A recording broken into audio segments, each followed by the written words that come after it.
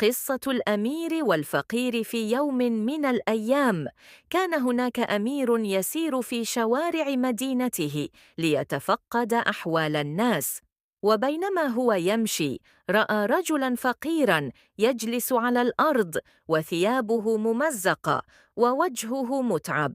فدنا منه الأمير وسأله: ما الذي يحزنك يا أخي؟ فقال الرجل: يا سيدي، لا أملك طعاماً لأولادي ولا مكاناً أبيت فيه.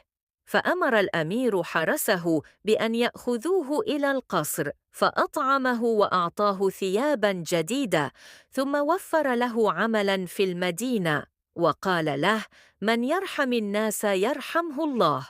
فشكره الرجل دامع العينين. العبرة التواضع والرحمة زينة الحكام والعامة.